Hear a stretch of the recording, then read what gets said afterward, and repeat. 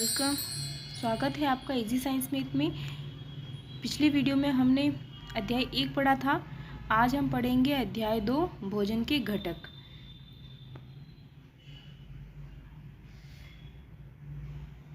अध्याय 1 में हमने उन खाद्य पदार्थों की सूची बनाई थी जिन्हें हम खाते हैं। भारत के विभिन्न भागों में खाए जाने वाले भिन्न भिन्न व्यंजनों के बारे में भी हमने बताया था। अगर आपने वो वीडियो देखा है अध्याय 1 वाला, तो आपको पता होगा कि हमने अलग अलग व्यंजनों के बारे में उसमें बात करी थी कि अलग अलग प्रदेशों में, अलग अलग राज्यों में क्या क्या खाया जाता है, और अलग अलग व्यंजनों के बारे में भी हमने पढ़ा था। एक प्रकार के भोजन में चपाती, दाल और बैंगन का भरता हो सकता है, तो दूसरे में चावल, सांभर और भिंडी हो सकता है। ठीक है, आगे बढ़ते हैं। और इसके अलावा भोजन में, मतलब कि अन्य भोजन में क्या हो सकता है, अप्पम, मछली और सब्जियां भी हो सकती है। ओके, आगे बढ़ते हैं। ये क्रियाकलाप 1 है। ठीक है, ये क्रियाकलाप 1 में क्या बताया गया है कि भोजन में कम से कम, मुख्य रूप से जो खाना हम खाते हैं, इनमें कम से कम अन्न से बना एक व्यंजन तो होता ही है।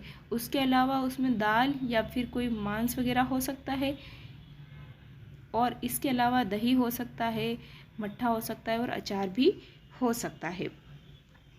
अब यहाँ पर आपको एक टेबल दी गई है, सारणी 2.1, जिसमें आपके एक तो पंजाब क्षेत्र में क्या क्या खाया जाता है वो दे रखा है। जैसे पंजाब में अन्न के रूप में मक्के की रोटी खाई जाती है, दाल के रूप में राजमा, सब्जियों में सरसों का साग, और अन्य में दही और मट्ठा खाया जाता है, दही और घी खाया जाता है।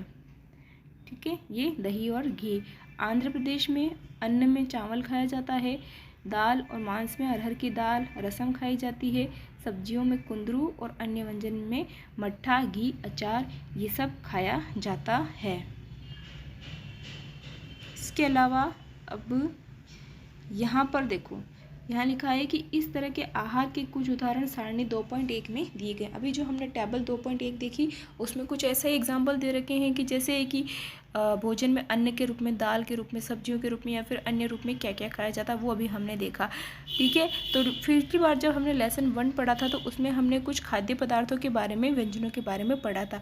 आप उनमें से कुछ व्यंजनों को छांटिए और आप इसे सारणी 2.1 में भरिए। यानी कि ये जो 2.1 सारणी है, इसमें आपको भरने के लिए कहा जा रहा है। जैसे इस सारणी में, कि इस टेबल में आपको और भी भरना है। ठीक है, कि और भी भरना है। जैसे आप यहाँ पे पंजाब, आंध्र प्रदेश का दे रखा, तो आप राजस्थान के भी बता सकते हो कि जैसे राजस्थान में क्या खाते हैं, फिर गुजरात में क्या खा सकते हैं, क्या खाते हैं। तो ये चीज़ आपको खुद को करनी है। अगर आपको नहीं पता है तो आप गूगल से भी मतलब देख सकते हो कि कौन से प्रदेश में क्या क्या खाया जाता है। तो आगे बढ़ते हैं कि अभी दे रखा है कि कभी कभी हम अपने भोजन में इन सभी व्यंजनों को नहीं ले पाते हैं। जब कब नहीं ले पाते, जब हम यात्रा में होते हैं, ठीक है, तो हम ये सारी चीज़ें नहीं खा पाते, हम वही खा लेते जो रास्ते में हो। ठीक है, और कुछ लोगों को संभव नहीं हो पाता है कि विविध व्यंजन हर समय खा सके। अब ये बात आती है कि हम आहार में जो विभिन्न खाद्य पदार्थ खाते हैं, इनके वितरण का कोई ना कोई आधार होना चाहिए। यानी कि अलग अलग खाद्य पदार्थ जो हम खाते हैं, इनका हमारे शरीर में क्या प्रयोजन है, कोई विशेष आवश्यकता है कि हमारे शरीर को इस भोजन की, इसलिए हम करते हैं। ठीक है, तो देखिए आगे आ गई है, क्या हमारे शरीर को विशेष प्रयोजन के लिए विभिन्न प्रकार के भोजन की आवश्यकता होती है। ठीक है, अब देखिए यहाँ पर ये क्वेश्चन भी आ गया है कि विभिन्न प्रकार के खाद्य पदार्थों में क्या होता है। हम जानते हैं कि प्रत्येक व्यंजन एक या एक से अधिक प्रकार की कच्ची सामग्री से बना होता है, जो हमें पादपों या जंतुओं से मिलते हैं। ये देखिए, हमें जो मतलब हमें पता है कि जो खाद्य पदार्थ होते हैं, खाद्य पदार्थ वो किससे बनते हैं, खाद्य पदार्थ बनते हैं कच्ची सामग्री से। किससे बनते हैं, कच्ची सामग्री से। यहाँ जगह नहीं आ रही, मैं यहाँ लिख रही हूँ, कच्ची सामग्री से बनती है। और ये जो कच्ची सामग्री होती है, इन कच्ची सामग्री में क्या पाए जाते हैं, कुछ ना कुछ पोषक तत्व पाए जाते हैं। कच्ची सामग्री में क्या होता है, पोषक तत्व होते हैं। क्या होते हैं, पोषक होते हैं। ठीक है, मतलब कि जो भोजन हम खाते हैं वो किसी न किसी कच्ची सामग्री से बनी होती है और कच्ची सामग्री में कोई ना कोई पोषक तत्व होता है। अब यहाँ पर एक इम्पॉर्टेंट बात दी हुई है कि हमारे हमारे भोजन में मुख्य पोषक कार्बोहाइड्रेट, प्रोटीन, वसा, विटामिन तथा खनिज लवण हैं। ये हमारे भोजन में मुख्य पोषक हो और इसके अलावा हमारे भोजन में रुक्षांश और जल भी शामिल होते हैं जिनकी हमारे शरीर को आवश्यकता होती है।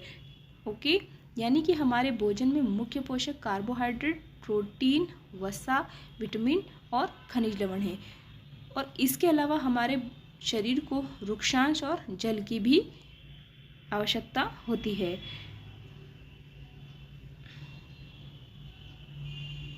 क्या सभी खाद्य पदार्थों में ये सभी पोषक उपलब्ध होते हैं? यानी कि जो भी हम खाद्य पदार्थ ले रहे हैं, जैसे मान लो कि आपने कोई भी एक खाद्य पदार्थ खाया, कोई भी जो भोजन आपने खाया, ठीक है, जैसे मान लो कि इसमें कुछ भी है खाना, कोई भी एक चीज़ आप खा रहे हो, क्या इसमें सारे पोषक तत्व होंगे? यानी कि क्या इसमें कार्बोहाइड्रेट होगा, क्या इसमें प्रोटीन होगा, क्या इसमें वसा होगा, क्या इसमें खनिज लवण होगा, क्या इसमें मतलब कि एक ही भोजन में क्या सब कुछ पोषक तत्व हमें मिल जाते हैं? ठीक है, तो यहाँ पर दिया हुआ है कि कुछ साधारण विधियों से हम ये जान सकते हैं कि कच्ची सामग्री या पके हुए भोजन में कौन एक या अधिक पोषक उपस्थित है। यानी कि कुछ ऐसे टेस्ट है, कुछ ऐसे परीक्षण है जिससे हम जान सकते हैं कि किस खाद्य सामग्री में कौन सा पोषक तत्व है या कौन से एक से अधिक पोषक तत्व है। ठीक है, तो यहाँ पे दे रखा है कि जो कार्बोहाइड्रेट है, यहाँ पर दे रखा है कि कार्बोहाइड्रेट, प्रोटीन और वसा के परीक्षण बाकी सब परीक्षणों से क्या है, सरल है। तो हम इनका मतलब कि खाद्य पदार्थों में इनका परीक्षण करके पता लगा सकते हैं कि कार्बोहाइड्रेट, प्रोटीन, वसा उसमें उपस्थित है या नहीं।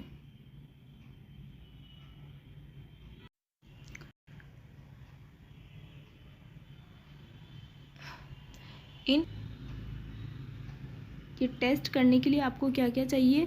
आयोडीन, कॉपर सल्फेट और कास्टिक सोडा, ये विलयन आपको चाहिए। इसके अलावा आपके पास कुछ परख नलियाँ होनी चाहिए और ड्रॉपर भी होना चाहिए।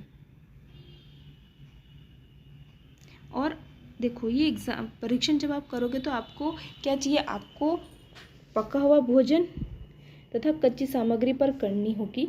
ये परीक्षण आपको किस पे करना होगा? पका हुआ भोजन या कच्ची सामग्री पर करना होगा। और इनसे जो आपको रिजल्ट मिलेगा, जो प्रेक्षण आपको मिलेंगे, प्रेक्षण किसे कहते हैं कि जब आप एक्सपेरिमेंट करोगे तो जिस खाद्य सामग्री या फिर कच्ची सामग्री पर आप वो परीक्षण करोगे उसमें आपको कुछ चेंजेस देखने को मिलेंगे। ठीक है, उसमें जो परिवर्तन आपको देखने को मिलेंगे उन्हें हम प्रेक्षण कहते हैं और उसको आप सारणी 2.2 में दर्शाए गए तरीके से आप लिख सकते हो। आगे टेबल 2.2 आएगी तब मैं आपको बता दूंगी। इस सारणी में कुछ खाद्य पदार्थ दिए गए हैं और अपना परीक्षण इन पर या अन्य किसी उपलब्ध खाद्य पदार्थ पर भी कर सकते हैं। यानी कि जो टेबल 2.2 है उसमें आपको कुछ खाद्य पदार्थों के नाम दिए गए हैं, आप अपना परीक्षण उन खाद्य पदार्थों पर भी कर सकते हैं या उसके अलावा जो आपके पास खाद्य पदार्थ उपलब्ध है आप उन पर भी अपना परीक्षण कर सकते हैं। इन परीक्षणों को सावधानी से कीजिए और किसी भी रसायन को खाने या चखने का प्रयास मत कीजिए। देखिए, ये जो विलयन है, आयोडीन है, कॉपर सल्फेट है, कास्टिक सोडा है, ये इनको कभी भी चखना नहीं चाहिए क्योंकि ये हमारे लिए हानिकारक हो सकता है। इसलिए कभी भी जब आप कोई भी परीक्षण करते हो तो आपको इन रसायनों को चखना नहीं चाहिए। यदि आवश्यक विलयन तत्काल उपलब्ध नहीं है तो आपके अध्यापक निम्न विधि से उन्हें तैयार कर सकते हैं। तो यहाँ पर आपको एक्सपेरिमेंट करने के लिए 3 विलयन चाहिए। क्या है? एक तो आयोडीन,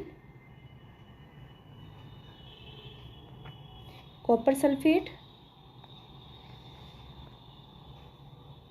और कास्टिक सोडा। ठीक है, तो अगर इनका सॉल्यूशन आपके पास है तो ठीक, अगर नहीं है तो इस बुक में आपको उसे बनाने की विधि बता रखी है।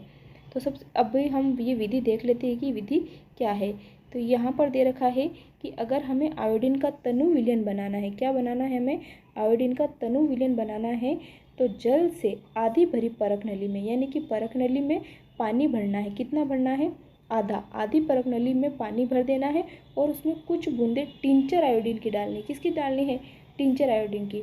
आधी परख नली जल से भर ले, उसमें टिंचर आयोडीन की कुछ बूंदे डालें तो आपके पास तनु विलयन बन जाएगा।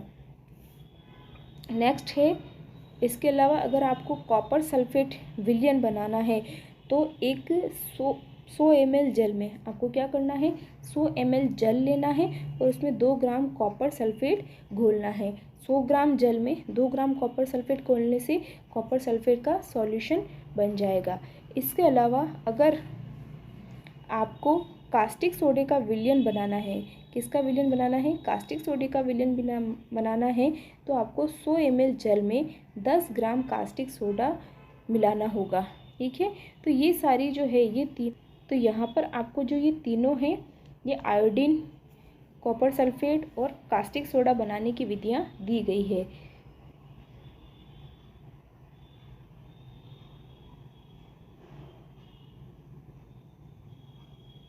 तो ये वाला हमने पढ़ा नहीं था, ये पढ़ लेते हैं।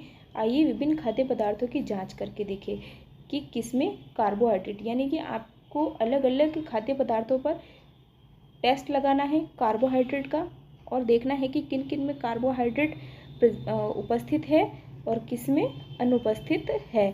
ये चीज़ आपको करनी है। तो यहाँ पर कार्बोहाइड्रेट के बारे में कुछ बताया गया है कि कार्बोहाइड्रेट कई प्रकार के होते हैं। हमारे भोजन में पाए जाने वाले मुख्य कार्बोहाइड्रेट मंड तथा शर्करा के रूप में होते हैं। यानी कि कार्बोहाइड्रेट तो बहुत प्रकार के होते हैं, हमारे भोजन में कार्बोहाइड्रेट मंड और शर्करा के रूप में होते हैं। और यदि किसी खाद्य पदार्थ में मंड है तो हम इसका आसानी से परीक्षण कर सकते हैं। अब देखिए मंड के लिए परीक्षण क्या दे रखा है, मंड के लिए परीक्षण तो कैसे करते हैं। परीक्षण के लिए खाद्य पदार्थ या कच्ची सामग्री अल्प मात्रा में लीजिए, यानी कि जैसे आपको जिस खाद्य पदार्थ पर कार्बोहाइड्रेट का परीक्षण करना है, मंड का परीक्षण करना है, उसके लिए आपको खाद्य पदार्थ या उसकी कोई भी कच्ची सामग्री लेनी है। जैसे अगर आप चावल पे कर रहे हो तो चावल कच्चे भी ले सकते हो और पक्के भी ले सकते हो। अगर आप आलू पे कर रहे हो तो आलू बॉईल किए हुए भी हो सकते हैं और कच्चे भी हो सकते हैं। इस पर आपको क्या करना है, तनु आयोडीन विलयन की 2 या 3 बूंदें डालनी है और खाद्य पदार्थ के रंग में होने वाले परिवर्तन को देखना है। क्या यह नीला या काला हो गया है? नीला या काला रंग मंड की उपस्थिति को दर्शाता है। यानी कि जब आप किसी भी खाद्य पदार्थ पर आयोडीन विलयन की कुछ बूंदें डालते हो और वह नीला या काला हो जाता है तो ये दर्शाता है कि उसमें मंड उपस्थित है, कार्बोहाइड्रेट उपस्थित है। ये देखिए, ये गोले में इस लड़की ने आलू के ऊपर ड्रॉपर की सहायता से, इसके हाथ में ड्रॉपर है और ड्रॉपर की सहायता से इसने डाला है ये आयोडीन। जब इसने आलू पर डाला है तो आलू का रंग कैसा हो गया है, देखिए छोटा सा ये डॉट इसमें दिख रहा है कि नीले रंग का हो गया। इसका मतलब आलू में आयोडीन उपस्थित है। और देखिए ये लिखा हुआ है मंड के लिए परीक्षण, यहाँ पर लिखा हुआ भी है।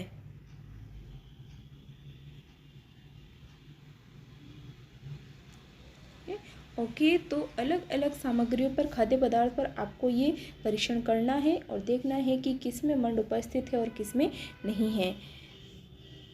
नेक्स्ट है प्रोटीन के लिए परीक्षण।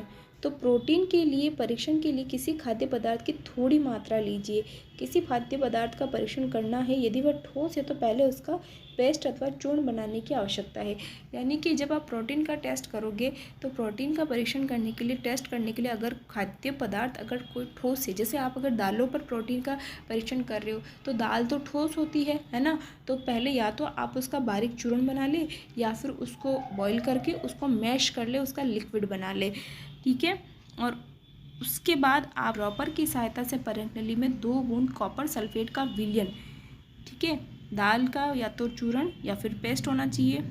फिर उसमें क्या करना है, आपको 2 बूंद कॉपर सल्फेट की और 10 बूंद कास्टिक सोडा विलयन मिलाना है। मिलाकर इसको आप अच्छी तरह से हिलाइए और कुछ मिनट के लिए परख नली को रख दीजिए। आप इसमें क्या चेंजेस देखते हो, देखो जैसे ये लड़का है ना, ये देखो ये दे रखा है, ये प्रोटीन का परीक्षण कर रहा है ये लड़का।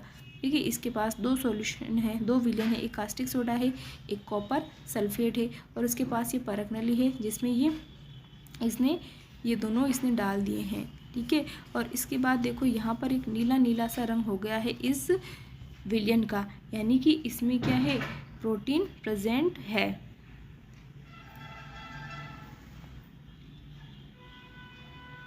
ठीक है, देखो यहाँ पर दे रखा है कि विलयन का रंग क्या, बैंगनी रंग हो गया। तो बैंगनी रंग खाद्य पदार्थ में प्रोटीन की उपस्थिति दर्शाता है। यानी जब भी आप प्रोटीन का टेस्ट करते हो उसमें कास्टिक सोडा और कॉपर सल्फेट डालते हो, तो अगर उसका रंग बैंगनी हो जाता है तो उसमें प्रोटीन प्रेजेंट है, और अगर बैंगनी नहीं होता है तो प्रोटीन उपस्थित उसमें नहीं है। अब आगे हम देखते हैं वसा के लिए परीक्षण।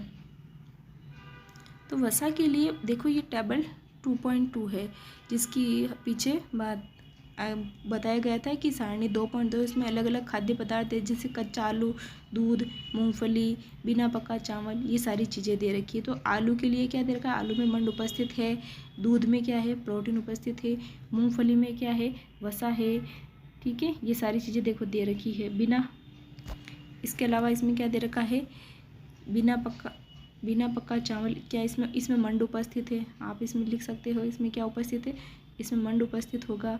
पका हुआ चावल, इसमें भी मंड उपस्थित होगा। सूखा नारियल, नारियल में क्या होगा, इसमें प्रोटीन प्रेजेंट होगा। बिना पकी अरहर की दाल, दाल में क्या होगा, दाल में भी प्रोटीन प्रेजेंट होता है, दाल में प्रेजेंट होता है प्रोटीन। पकी हुई दाल में क्या होगा, प्रोटीन। इसके अलावा किसी सब्जी का एक टुकड़ा, तो सब्जी में क्या होगा, तो सब्जी में होगा प्रोटीन होता है सब्जियों में।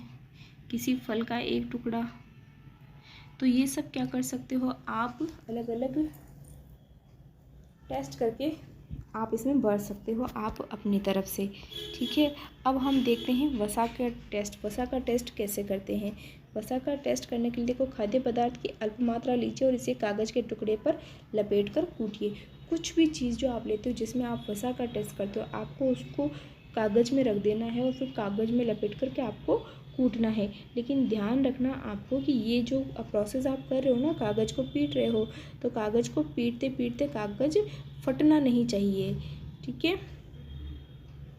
अब कागज़ को आप सीधा कीजिए और ध्यानपूर्वक देखिए क्या इस तेल के धब्बे हैं। ठीक है, क्या कागज़ पर तेल के धब्बे आ गए हैं। कागज़ को किसी प्रकाश के सामने लाए, क्या आपको इस धब्बे से होकर आने वाला धुंधला प्रकाश दिखाई देता है। ठीक है, कागज़ पर तेल का धब्बा खाद्य पदार्थ में वसा की उपस्थिति को दर्शाता है। अगर कागज़ पर तेल का धब्बा आ जाता है खाद्य सामग्री से, तो उसमें वसा उपस्थित है। लेकिन कभी कभी क्या होता है कि जल की भी कुछ मात्रा होती है, जैसे जो भी खाद्य पदार्थ होता है उसमें जल की भी कुछ मात्रा होती है, तो उसकी वजह से भी आपको कागज़ गीला गीला फील होता है और आपको लगता है वो रोशनी आपको कागज़ के आर पार आती हुई दिखाई देती है। ठीक है, तो अगर आपको लगे कि कागज़ में अगर जल की कुछ मात्रा है तो ठीक है, तो ऐसी कंडीशन में आपको क्या करना है कि आप इस दशा में जो है इन पदार्थों को कागज़ पर रगड़िए और कुछ समय के लिए कागज़ को सुखा दीजिए। जैसे कोई भी जो खाद्य पदार्थ है, आपको लगता है कि इसमें पानी है, तो आप उस खाद्य सामग्री को पेपर के ऊपर रगड़िए और फिर लगता है अगर पानी है तो उसको कुछ देर तक सूखने के लिए रख दीजिए। अगर उसमें पानी होगा तो वो सूख जाएगा, लेकिन अगर वसा होगा तो वो तेल उसके ऊपर रहेगा। ठीक है, तो खाद्य पदार्थ से कुछ जल आया हो तो वो सूख जाएगा। इसके बाद यदि कागज़ पर तेल का धब्बा अगर फिर भी न रहे, अगर उसके बाद जैसे कि अगर पानी था और पानी सूख गया और आपको उसके ऊपर कागज़ तेल का धब्बा दिखाई नहीं दे रहा है, तो इस खाद्य पदार्थ में वसा उपस्थित नहीं है। लेकिन अगर सूखने के बाद भी, बहुत देर रखने के बाद भी आपको तेल का धब्बा दिखाई दे रहा है, तो उसमें वसा उपस्थित है।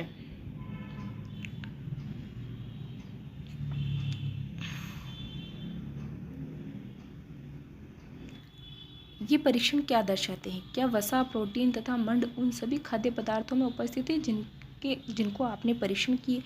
तो ऐसा तो नहीं है, सभी खाद्य पदार्थों में कार्बोहाइड्रेट, प्रोटीन, वसा नहीं होते हैं। हाँ, हो सकता है कि एक भोजन में एक से अधिक पोषक उपस्थित हो, या एक पदार्थ में एक से अधिक पोषक तत्व उपस्थित होते हैं। क्या आपने कोई ऐसा खाद्य पदार्थ पाया है जिसमें एक से अधिक पोषक तत्व उपस्थित न हो। ठीक है, अब हमें क्या करना है, ये तो आप जब टेस्ट करोगे तभी आपको पता चलेगा। ठीक है, बिना टेस्ट के आपको पता नहीं चल सकता। तो हमने यहाँ पर 3 पोषकों कार्बोहाइड्रेट के, देखो यहाँ पर हमने किस किस के बारे में पढ़ा, यहाँ पर हमने पढ़ा 3 पोषकों कार्बोहाइड्रेट, प्रोटीन और वसा के लिए खाद्य पदार्थों का परीक्षण किया था। विटामिन और खनिज लवण जैसे अन्य पोषक भी हमारे विभिन्न खाद्य पदार्थों में उपस्थित रहते हैं और इन सभी पोषकों की हमें क्यों आवश्यकता होती है। तो यहाँ से हम नेक्स्ट वीडियो में पढ़ेंगे कि ये जो पोषक तत्व है कार्बोहाइड्रेट, प्रोटीन, वसा, विटामिन, खनिज लवण, इन सब की हमें क्यों आवश्यकता होती है, क्या काम है इनका हमारे शरीर में। तो इन सब के बारे में हम अगले वीडियो में पढ़ेंगे। और आपको वीडियो कैसा लगा आप कमेंट करके ज़रूर बताइए। अगर अच्छा लगा हो तो अपने दोस्तों को भी शेयर कीजिए। चैनल पर नए हैं तो चैनल को सब्सक्राइब ज़रूर कीजिए और वीडियो को लाइक ज़रूर कीजिए। Okay, thank you.